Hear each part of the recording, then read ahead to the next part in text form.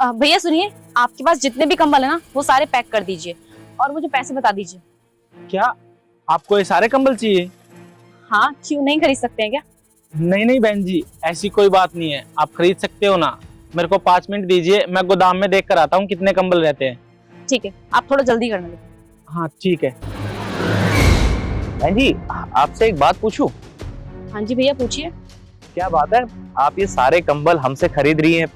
कहीं ऐसा तो नहीं कि हमसे सस्ते दाम में खरीदने के बाद आप इसको दुगने दाम में कहीं और बेचो?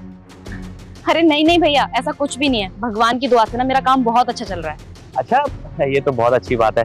तो फिर बहन जी, आप इतने कंबलों का करोगी क्या? तो एक्चुअली भैया मुझे हर महीने की इनकम में से अपनी सैलरी का थोड़ा हिस्सा किसी को देना होता है, बस इसीलिए। पर बहन जी, इनकम का हिस्सा, दान, कंबल, अब मैं कुछ समझा नहीं। भैया मैं अपनी पूरे महीने की कमाई में से कुछ हिस्सा मंदिर में चढ़ाती थी, लेकिन पिछले हफ्ते मेरे साथ कुछ अजीब सा हो गया। मतलब ऐसा क्या हुआ? पिछले महीने की तरह मैं इस महीने मंदिर में गई और चढ़ावा चढ़ा के आ गई। और लौटते टाइम पे मुझे रास्ते में एक भिखारी मिला और उसने मुझसे कहा कि मैडम मुझे बहुत भूख लगी है, तो मैंने उसे 100 रुपए दे दिए और फिर मैं घर आ गई।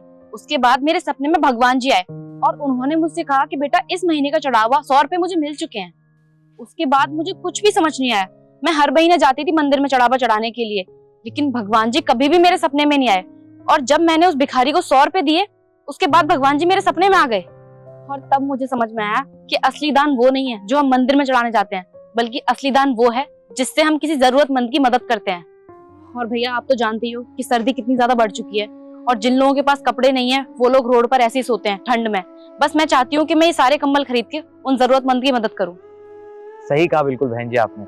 आप बहुत अच्छे और नेक दिल इंसान हैं और भगवान को हमारे चढ़ावे की बिल्कुल भी जरूरत नहीं है, क्योंकि हमारे पास आज जो कुछ भी है सब कुछ भगवान का तो दिया हुआ है। भला हमारे दान की उनको क्या जरूरत होगी?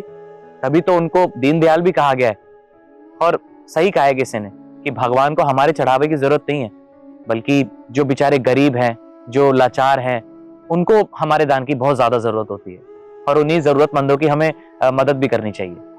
हाँ भैया बिल्कुल ठीक बोला आपने। दीदी, वो गोदाम में 130 कंबल रखे हुए हैं और 20 यहाँ पे हैं, ये हो गए 150 कंबल हो गए। अच्छा कितने हुए आपके?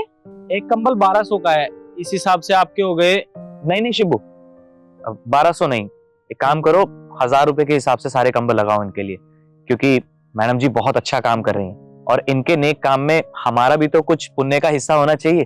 तो मैडम जी आप एक काम कीजिए, आप 1000 रुपए के हिसाब से ये सारे कंबल ले लीजिए। अच्छा तो फिर आपके हो गए 1.5 लाख रुपए।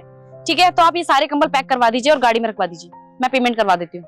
चांद इनकी पेमेंट करवा दो और सारे कंबल लेके गाड़ी में रखवा दो। जी मैडम, मैं सारे कंबल गाड़ी में रखवा देता हूँ और इनकी पेमेंट भी करवा देता हूँ।